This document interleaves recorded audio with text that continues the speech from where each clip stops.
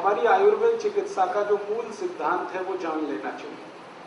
सिद्धांत ये है कि कोई व्यक्ति बीमार कब पड़ता है और कोई व्यक्ति स्वस्थ कब रहता है। बीमार कोई भी व्यक्ति तब पड़ता है जब उसका वात, पित्त और कफ तीनों असमान होते हैं, असंतुलित होते हैं। और कोई भी व्यक्ति स्वस्थ तब रहता है जब वात, पित्त, कफ तीनों उसके संतुलित होते हैं। तो वात, पित्त, कफ तीनों का संतुलन अगर है तो जीवन में आपको कभी रोग आएगा नहीं।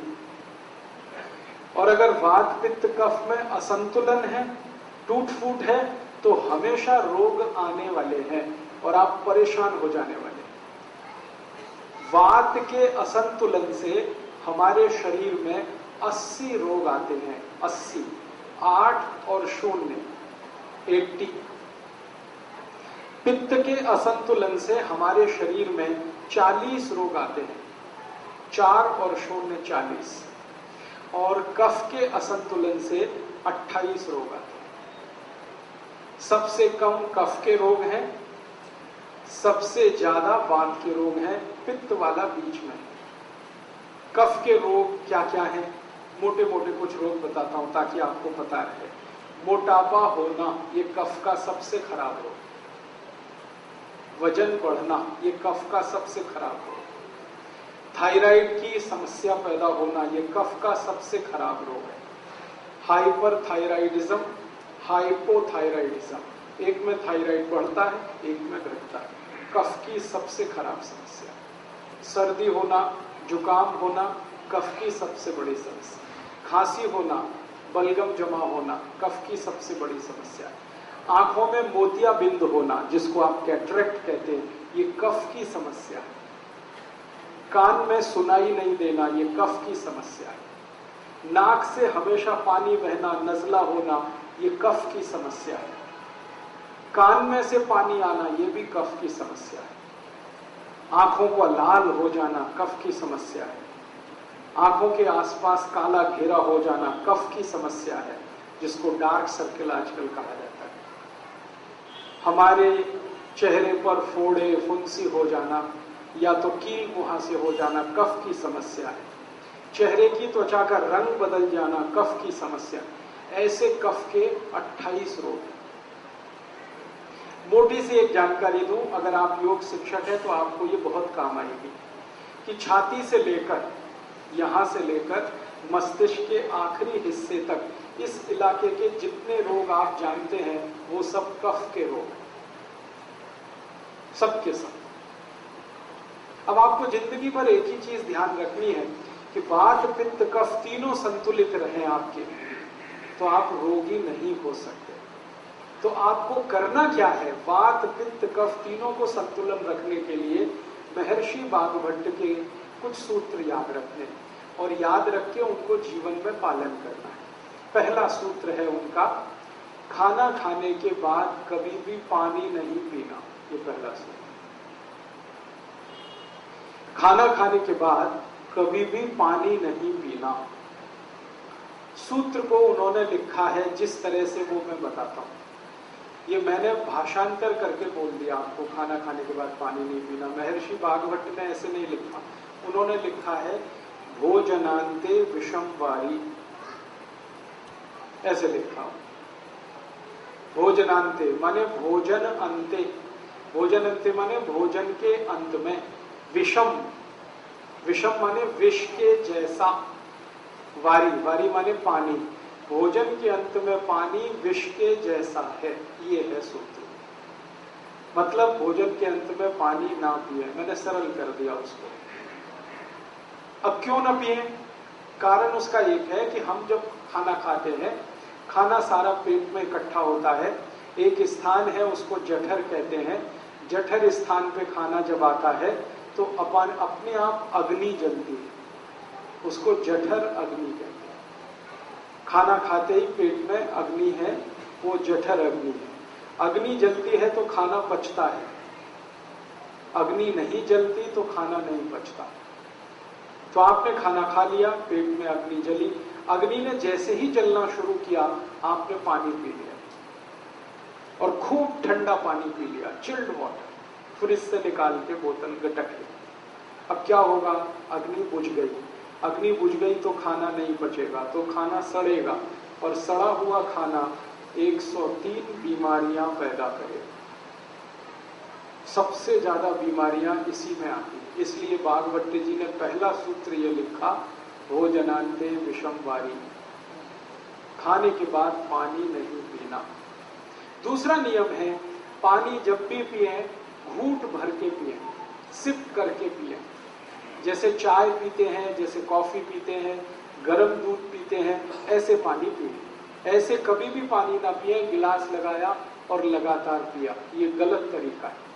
पानी पीने का तरीका है, एक घूंट पिया, थोड़ी देर रुके, एक घूंट पिया, फिर रुके, फिर पिया, फिर रुके, फिर ऐसे पानी पिए। इसका क्या लाभ है?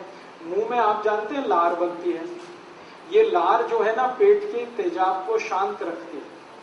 पेट का जो तेजाब है ना, वो एसिडिक है विज्ञान की भाषा, और मुंह की लार जो है वो एल्कलाइन है, क्षारीय है। तो ये क्षार है, यहाँ अम्ल है। अम्ल और क्षार मिले तो एक दूसरे को न्यूट्रल करते हैं। तो मुंह की लार बार बार पेट में जाए ताकि पेट का तेजाब शांत रहे, इसके लिए कहा गया घूंट घूंट पानी पिए, थोड़ा थोड़ा करके पानी पिए। ठीक है।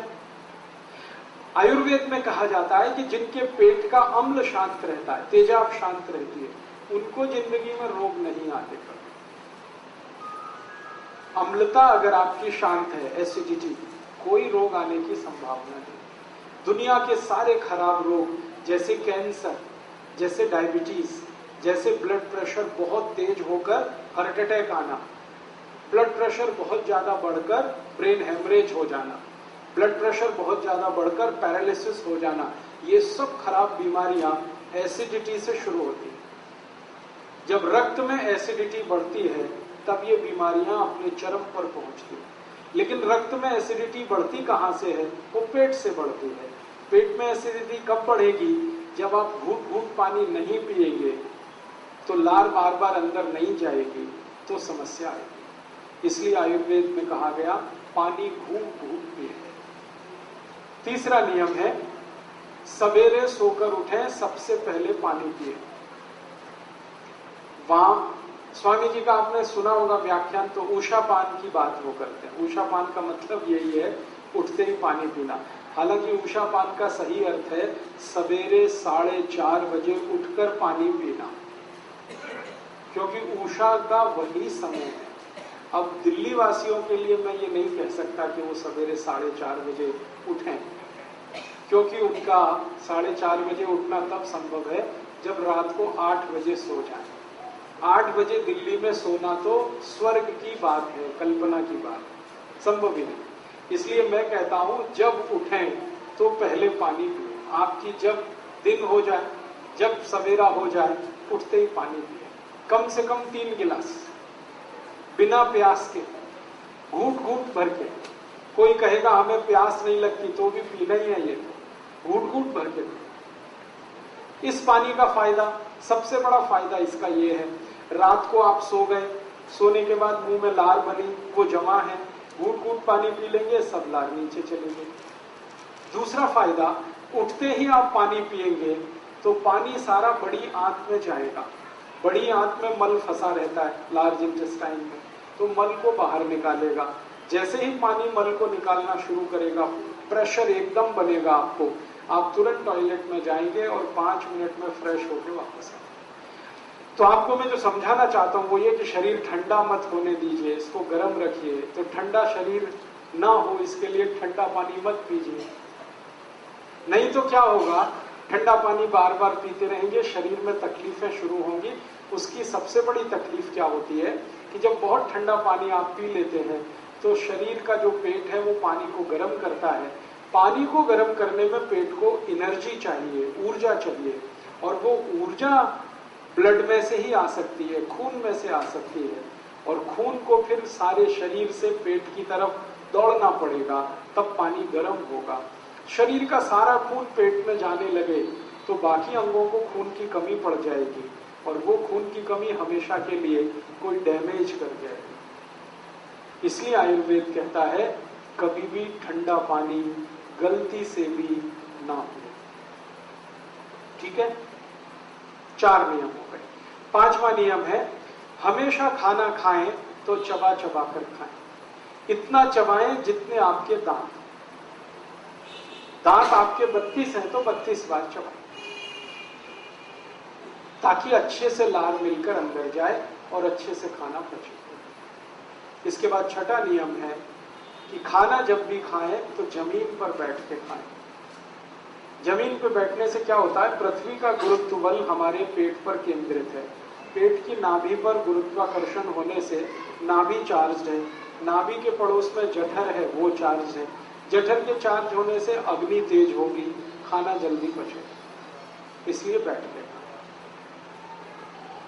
उसके आगे का 7वां नियम है, दोपहर को जब आप खाना खाएं तो आराम जरूर करें, कम से कम 48 मिनट, क्योंकि दोपहर को खाना खाते ही हमारे शरीर का ब्लड प्रेशर बढ़ता है।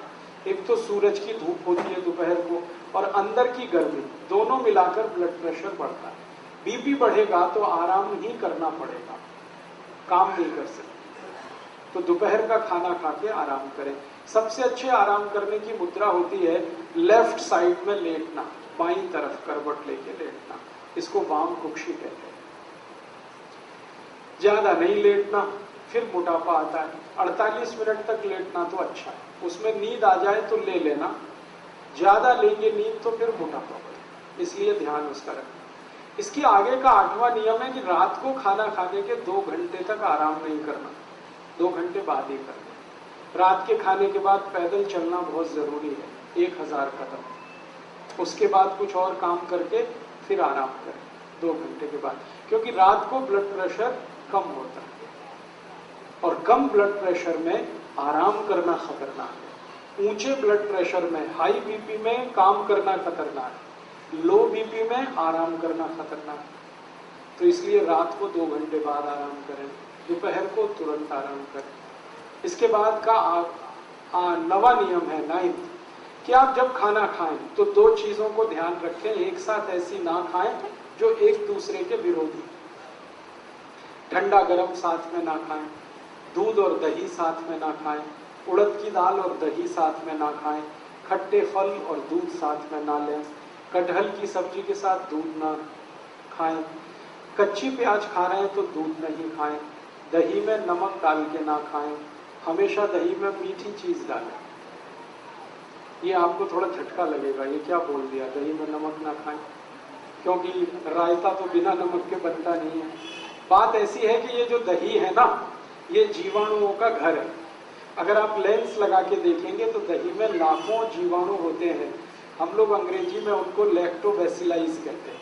ये जीवाणु जीवित चाहिए पेट को, आप दही में 1 चुटकी नमक डाल दीजिए, सब जीवाणु 1 मिनट में ही मर जाते हैं। अब मर गए तो दही खाया वो बेकार है, इसलिए जीवित जीवाणु दही के साथ आने चाहिए। तो कहा गया है कि दही बिना नमक के खाएं, या दही में बूरा डालें, खांड डालें, गुड़ डालें। तो बूरा, खांड और गुड़ से जीवाणुओं की संख्या बहुत तेज बढ़ती है, घटती। बढ़ी हुई संख्या के जीवाणु आपको चाहिए। आखिरी नियम है, माताओं के लिए यह नियम है विशेष रूप से, घर में खाना बनाते समय कोई भी बर्तन ऐसा इस्तेमाल ना करें जो चारों तरफ से बंद हो। हाँ, हमेशा खाना बनाने वाला बर्तन खुला हुआ हो, आधा खुला आधा बंद है तो भी चलेगा, पूरा बंद ना हो। क्यों? बाहर की हवा खाने को बनाते समय अंदर प्रवेश करनी जरूरी है। भागवत जी ने कहा कि भोजन को पकाते समय सूर्य का प्रकाश या पवन का स्पर्श, दोनों में से कोई एक चीज आवश्यक है। या तो भोजन बनते समय सूर्य का प्रकाश गिरे, नहीं तो पवन का स्पर्श हो, हवा उसमें आए। अब ये तभी संभव है जब बर्तन खुला हुआ हो। मतलब सीधा सा ये है, भागवत जी कह रहे हैं प्रेशर कुकर में खाना ना हो। अब प्रेशर कुकर भागवत जी के जमाने में नहीं था, लेकिन नियम उन्होंने तभी लिख दिया। उनको शायद ये अंदाजा था कि ये आदमी किसी न किसी दिन बना लेगा इसको। अब ये बात मैंने मजाक में कही, लेकिन ये बड़ी गंभीर बात है। ये प्रेशर कुकर का चक्कर बड़ा खराब है। आप जानते हैं प्रेशर कुकर एल्यूमिनियम का है।